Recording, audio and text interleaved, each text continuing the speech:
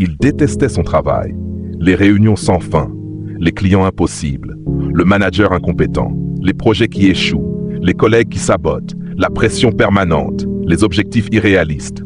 Il se plaignait, beaucoup, à ses amis, à sa famille, à lui-même, chaque matin dans le miroir. Et puis un jour, il a rencontré un homme qui avait construit une entreprise valorisée à plusieurs millions. Et il lui a posé la question que tout le monde voulait poser. C'est quoi ton secret? L'homme a souri. Et il a dit quelque chose qui a tout changé. J'ai appris à aimer mes problèmes. Parce que mes problèmes, c'est mon travail. Et mon travail à résoudre des problèmes, c'est exactement ce qu'on me paie à faire. Ce que cet entrepreneur avait compris, et que la plupart des gens qui stagnent n'ont jamais intégré, c'est peut-être le principe le plus contre-intuitif du monde professionnel. Et aujourd'hui, je vais te le donner. Complètement. Avec tout ce qu'il implique pour ta carrière, ta productivité et ta façon de te lever le matin. Abonne-toi à cette chaîne maintenant et like cette vidéo. Ce que tu vas entendre peut changer ta façon de voir ton travail dès demain matin. Allez, on commence. Le paradoxe que personne ne te dit. Voici la vérité que ton école, ton manager et ta culture du travail ne t'ont probablement jamais dite clairement.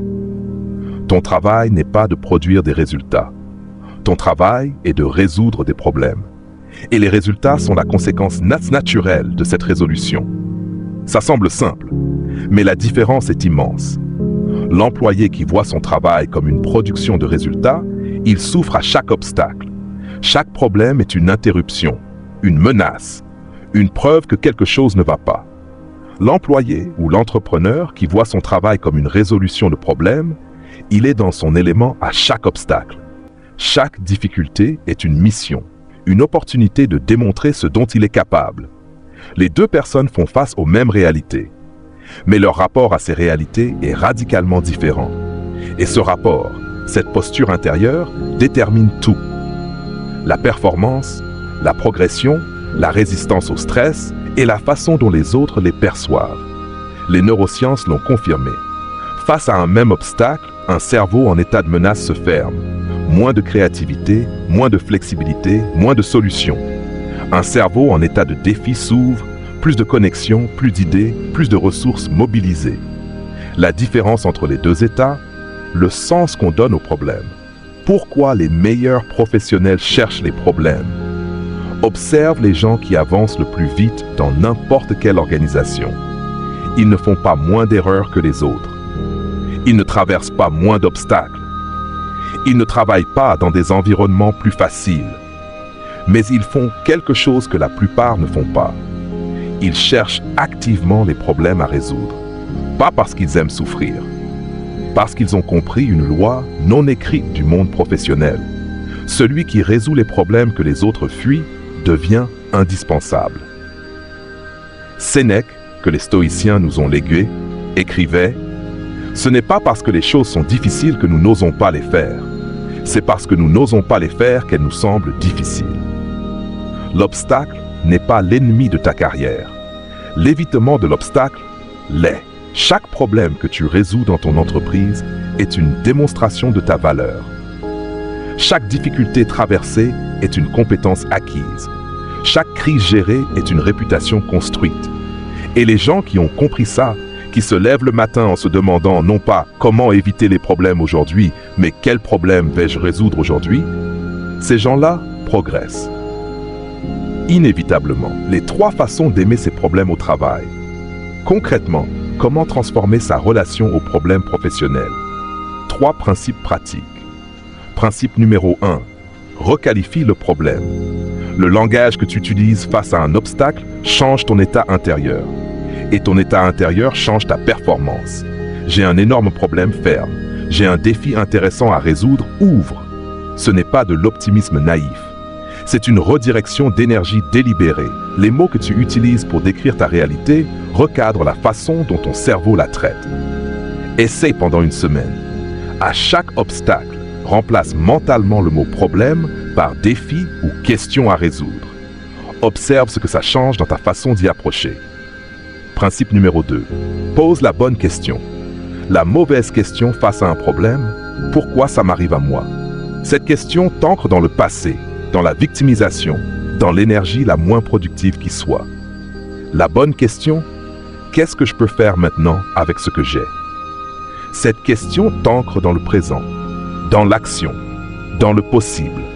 Et le cerveau, programmé pour chercher des réponses aux questions qu'on lui pose, commence immédiatement à chercher des solutions plutôt que des responsables.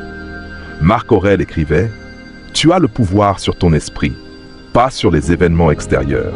Réalise cela et tu trouveras la force. » La question que tu poses face à l'obstacle détermine quelle partie de toi répond. Principe numéro 3. Documente tes victoires sur les problèmes. La mémoire humaine est naturellement biaisée vers le négatif. On se souvient plus facilement de ce qui a mal tourné que de ce qu'on a surmonté. Contre-biais ce mécanisme. Tiens un journal, même minimal, où tu notes les problèmes que tu as résolus chaque semaine, les obstacles traversés, les crises gérées, les situations difficiles dont tu es sorti. Ce document fait deux choses. Il construit ta confiance sur des données réelles, pas sur des impressions. Et il te donne un argument concret pour tes entretiens d'évaluation, tes négociations de salaire, tes candidatures. Tes problèmes résolus sont ton portfolio professionnel le plus puissant. Ce que les stoïciens savaient et que les managers oublient. Les stoïciens avaient un concept pour ça. Marc Aurèle, Sénèque et Épictète, tous trois l'ont articulé différemment. Ils appelaient ça « l'obstacle est le chemin ». L'idée que la résistance n'est pas séparée de la progression. Elle est la progression. Ryan Holiday a popularisé ce concept dans son livre « The Obstacle is the Way », en montrant comment les plus grands leaders de l'histoire, Lincoln, Edison, Steve Jobs, n'ont pas réussi malgré leurs obstacles. Ils ont réussi grâce à leur façon de les traverser. Edison a essayé 10 000 fois avant de réussir à créer l'ampoule électrique. Face à l'échec répété, il disait « Je n'ai pas échoué 10 000 fois. J'ai trouvé 10 000 façons qui ne fonctionnent pas. » Ce n'est pas de la naïveté, c'est une posture, un choix délibéré de voir chaque obstacle comme une information, pas comme une condamnation. Et en termes professionnels, cette posture-là est peut-être la compétence la plus rare et la plus valorisée du marché du travail actuel. Les entreprises ne cherchent pas des gens sans problème, elles cherchent des gens qui savent quoi faire avec les problèmes. Le test du lundi matin. Voici un outil simple que tu peux utiliser dès maintenant. Je l'appelle le test du lundi matin. Chaque lundi, avant de commencer ta journée, pose-toi ces 3 questions. 1. Quel est le problème le plus important que je dois résoudre cette semaine? Pas la tâche la plus urgente. Le problème le plus impactant. Celui dont la résolution changerait quelque chose de réel. Qu'est-ce que ce problème m'apprend sur moi, sur mon environnement, sur mon métier? Chaque difficulté contient une information. Cherche-la avant de chercher la solution. 3. Si je résolvais ce problème brillamment, qu'est-ce que ça démontrerait de ma valeur? Cette question transforme l'obstacle en occasion de visibilité. Et la visibilité, dans un environnement professionnel, est souvent la différence entre stagner et progresser. Ces 3 questions, posées régulièrement, changent ton rapport au travail de façon durable. Elles transforment le lundi matin, souvent redouté, en une réunion de stratégie avec toi-même. L'homme dont je t'ai parlé au début, celui qui se plaignait de tout dans son travail, il n'a pas changé d'entreprise. Il n'a pas eu un meilleur manager. Ses clients ne sont pas devenus plus faciles. Ce qui a changé, c'est son regard. Il a commencé à voir ses problèmes comme la matière première de sa valeur professionnelle.